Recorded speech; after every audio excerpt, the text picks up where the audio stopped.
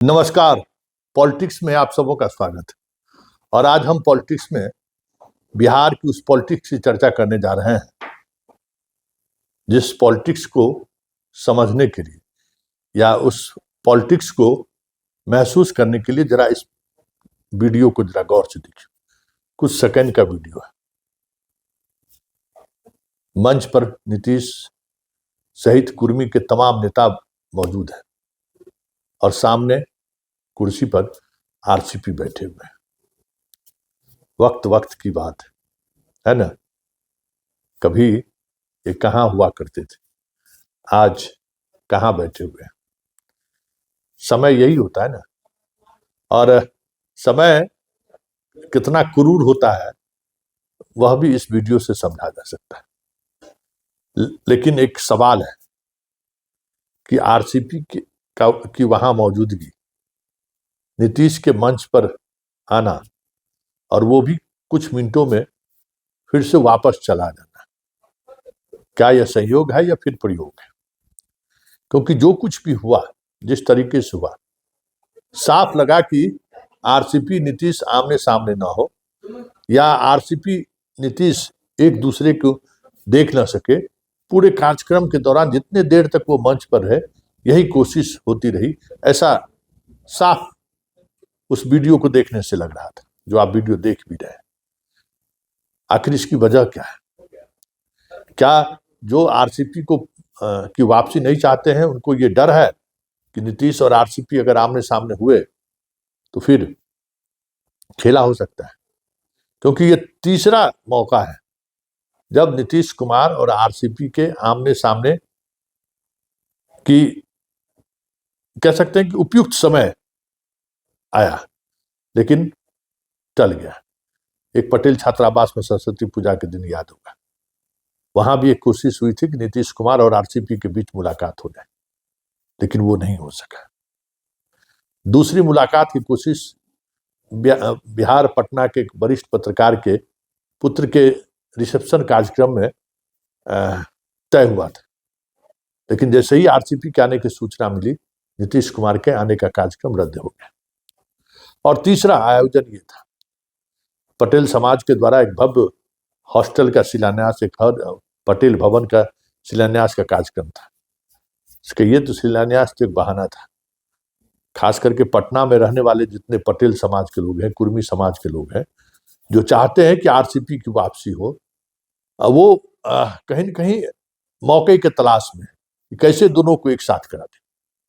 तो ये आयोजन उसी मौके के तलाश के लिए आयोजित की गई थी कि क्योंकि सबको पता है, मतलब जो इस खेल में शामिल हैं, कि अगर आरसीपी और नीतीश कुमार आमने सामने हो गए तो फिर खेला हो जाएगा, ऐसा मानना है। क्योंकि कभी कभी नीतीश कुमार आरसीपी को याद करते हैं, करे आरसीपी बाबू कहाँ गए। हालांकि इसमें कितनी सच्चाई है कहना मुश्किल है, लेकिन एक बात तो जरूर है कि आरसीपी को जो लाने वाला फोर्स, ताकत है, वो इस खेल में शामिल है कि किसी तरीके से दोनों को आमने सामने कर देंगे तो फिर चीजें बदल जाएंगी, आरसीपी की वापसी हो जाएगी। इसका मतलब क्या है और रोकने वाले कौन लोग हैं और जिस तरीके से रोकने की तैयारी है, क्या होली के बाद जो अंदेशा लगाया जाता है कि आरसीपी और नीतीश दोनों एक साथ आ सकते हैं, क्या इस तरीके की रणनीतिक सहारे राज्यसभा चुनाव तक यथास्थिति बनाए रखना चाहेंगे जो लोग इसमें शामिल हैं? बड़ा सवाल है। क्योंकि आरसीपी ना आए इसके लिए सिर्फ भूजा पार्टी ही नहीं, मनीष वर्मा हो, श्रवण कुमार हो, कौशलेंद्र हो, बहुत सारे कुर्मी के जो पटना से बाहर के नेता हैं, उनकी कोशिश है कि भाई आरसीपी की वापसी नहीं हो। और मुख्यमंत्री आवास में भी बहुत सारे ऐसे अधिकारी हैं, पदाधिकारी हैं जो नहीं चाहते हैं कि आरसीपी की वापसी हो। एक पूरा लॉबी है वो, जिनको खतरा आज भी आरसीपी से महसूस होता है। क्योंकि अगर आरसीपी की एंट्री हो गई तब तो फिर मुश्किल होगा।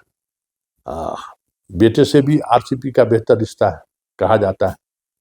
उस रिश्ते का वो आगे की राजनीति में इस्तेमाल कर सकते हैं। हालांकि बेटा अभी जब तक पिताजी साथ नहीं आएंगे तब तक थोड़ा मुश्किल है। लेकिन एक संदेश तो ये है, तो ये एक बड़ा सवाल है। आरसीपी और नीतीश कुमार आमने सामने आए। इस रणनीति में जो लोग शामिल थे, आज उन्हें तीसरी बार झटका लगा है। अब देखना दिलचस्प होगा बिहार की राजनीति में कि क्या ये राजनीतिक घटनाक्रम कभी देखने को मिलेगा क्या, और उसके बाद क्या वाकई में आरसीपी की वापसी होगी, बड़ा सवाल है। चलिए चलते चलते अब हम जरा सुन लेते हैं कि आरसीपी ने इस मौके पर कहा क्या है। बहुत आज शुभ दिन है कि आज बसंत बाबू ने एक अतिथिशाला का निर्माण करने का जो संकल्प लिया, बिहार के माननीय मुख्यमंत्री जी ने उसका शिलान्यास किया है। इसके लिए बसंत बाबू को और जितने भी उनके साथ सहयोग में लगे हुए हैं उनको मैं अपनी तरफ से बहुत बहुत शुभकामनाएं देता हूँ। सर एक ये भी चीज़ है सर, कुछ लोगों में नाराजगी देखी जा रही है कि आपको सर स्टेज पे मौका नहीं मिला। अच्छा बताइए, हम तो दिन भर स्टेज पर ही रहते हैं, स्टेज पर ही है ना, बैठे हम लोग आए एक जगह बैठे स्टेज, तो हम लोग तो जहाँ रहते हैं वही स्टेज है जी।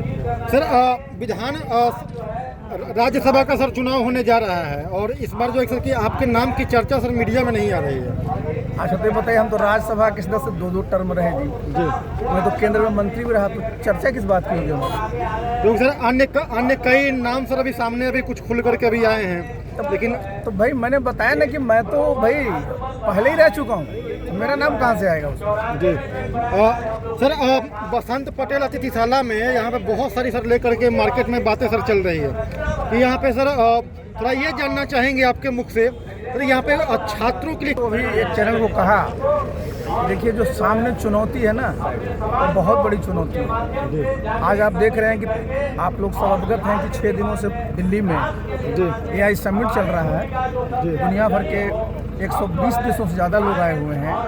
अब आगे बहुत बड़ा परिवर्तन होने जा रहा है टेक्नोलॉजी के माध्यम से समाज में। तो हमारे जो छात्र हैं, हमारे आने वाले जो लोग हैं, उनको इस प्रकार का अवसर मिलना चाहिए कि कैसे जो है AI के माध्यम से, देखिए अभी डॉक्टर है, मेडिकल है, AI का इतना बड़ा उसमें होने जा रहा है कि आप देखिएगा कि किस प्रकार से उससे हम लोगों को फ़ायदा होगा। तो हमारे जो इस प्रकार के जब संस्था लोग बना रहे हैं, तो मेरा ज़रूर अनुरोध रहेगा कि अपने लोग इंजीनियरिंग बना रहे थे, मेडिकल कॉलेज बना रहे थे, पॉलिटेक्निक बना रहे हैं, ITI बना रहे हैं, स्कूल खोल रहे हैं, लेकिन सबसे ज़रूरी है कि आज जो भी संस्थान आप बनाइए उसमें बच्चों का भविष्य उज्जवल होने के सोचते हैं, उसमें AI को जरूर दिमाग में रखिए, क्योंकि अब वो सामने आ चुका है। सर मोदी जी सर पूरे वर्ल्ड लेवल के सर प्रधानमंत्री राष्ट्रपति के साथ भारत में AI समिट करवाए हैं, क्या कह रहे सर, इसको कैसे देखते हैं आप लोग? देखिए आपको मैं बता दूं, आपने ठीक कहा, ये तो बड़े भारी गौरव की बात है कि भारतवर्ष में इतना बड़ा सम्मेलन का आयोजन किया गया, लेकिन आज हम लोग हैं कहाँ? AI में आप जानते हैं नंबर 1 पर अमेरिका है, नंबर 2 पर चीन है, लेकिन हमारी आबादी इतनी बड़ी है ना, और हमारे यहाँ इतना बड़ा डिजिटल नेटवर्क है। बताइए हम लोग के पास 145 करोड़ लोग हैं, सब लोगों का आप जानते हैं, सबके पास आज आप देखिए वोटर ID का जो हमारे वोटर्स हैं, इतना बड़ा जो डाटा हमारे पास है किसी देश के पास नहीं। लेकिन हम लोग अभी क्या है, एक AI का यूज करने वाले लोग, हम लोग अभी उसमें कुछ बहुत ज़्यादा जो कहते हैं ना, जो टेक्नोलॉजी में हम लोग को हमारा कोई योगदान नहीं, क्योंकि बहुत ही कैपिटल इंटेंसिव है, पूरा का पूरा AI में बहुत कैपिटल लगता है। लेकिन आप जानते हैं कि भाई हमारे देश में जब यहाँ के लोग इस मामले में अब धीरे धीरे इस चीज़ को समझना शुरू किए हैं, तो हम लोग लेट ही शुरू कर रहे हैं, लेकिन निश्चित रूप से चूँकि आने वाले समय में AI का बड़ा महत्व रहेगा, तो ये हमारे देश में अब इस पर जब फोकस होगा, तो हमारे प्रदेश में ही फोकस होगा। इससे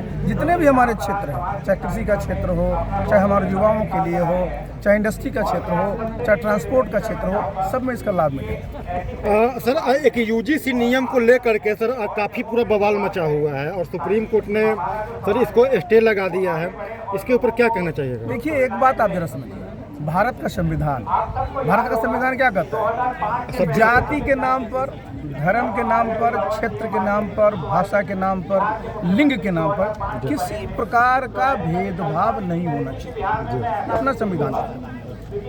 लेकिन आप जानते हैं कि जो संस्थाएं हैं, राष्ट्रीय स्तर की संस्थाएं हैं, चाहे वो इंस्टीट्यूशंस हैं, वहाँ पर आज भी लोगों की ये शिकायतें होती हैं कि जात के नाम पर किसी न किसी प्रकार का भेदभाव किया जाता है। चाहे लोग इंटरव्यू में जाते हैं तो नंबर देने में, किसी प्रकार के और चीज़ों में सब भेदभाव होता है। तो व्यवस्था क्या करनी है? व्यवस्था ये होनी चाहिए किसी के साथ भेदभाव न हो। तो यूजीसी भाई ने जो अपना सुप्रीम कोर्ट के एक डायरेक्शन के आधार पर ही उन्होंने अपना एक आदेश निकाला था। इसमें कुछ नहीं है जी, क्या है वो कि भाई जो भी जिनके साथ अगर किसी प्रकार का माने होता है डिस्क्रिमिनेशन की बात आती है तो एक अथॉरिटी होगी जिसके सामने अपनी वो बात रखेंगे, और बात उस जो अथॉरिटी है उसमें सब लोग हैं, बहुत लोग हैं। तो कम से कम देखिए लोगों में जो छात्र हैं, छात्राएं हैं और जो भी होते हैं उनमें एक भाव रहना चाहिए ना कि अगर हमें मेधा है तो हम किसी पद को प्राप्त हो सकते हैं और हमको किसी प्रकार से उत्पीड़ित नहीं किया। मैं आपके सामने खड़ा हूँ, मैं आपके माइक पर बोल रहा हूँ, मैं राज्यसभा में बोले हुए हूँ कि मैं जेएनयू में पढ़ता था। एमफिल के एडमिशन में मुझे रिटर्न में 70 में 56 नंबर आए और इंटरव्यू में 30 में 2 नंबर आए जी। आप सोचिए, मैं रिटर्न का टॉप और इंटरव्यू में 2 नंबर का है, छोड़ दीजिए उसको। मैं यूपीएससी में पटना में पढ़ता था, यहाँ इसमें बीए के साथ यूपीएससी की परीक्षा दिया, पास किया, इंटरव्यू में गया, नंबर कितना दिया इंटरव्यू में? 40%। देखिए ये सब चीज़ें होते रही है, लेकिन उसके बावजूद हम लोग जिस जमाने में आईएएस बने तो कोई हम लोग किसी पैरवी से नहीं बने ना, हम लोग समय तो आरक्षण भी नहीं था। लेकिन मैं ये इस तरह की जो व्यवस्था है होनी चाहिए कि जो बच्चे हैं हमारे एससी समाज के हैं, एसटी समाज के हैं, हमारे ओबीसी के समाज हैं, किसी प्रकार का उत्पीड़न नहीं होना चाहिए। किसी के साथ क्यों उत्पीड़न होगा? बच्चों के मन में क्या, आप जानते हैं कि आप ऊपर संस्थाओं में चले जाइए, आज भी कौन लोग हैं, हमको किसी पर आपत्ति नहीं है, लेकिन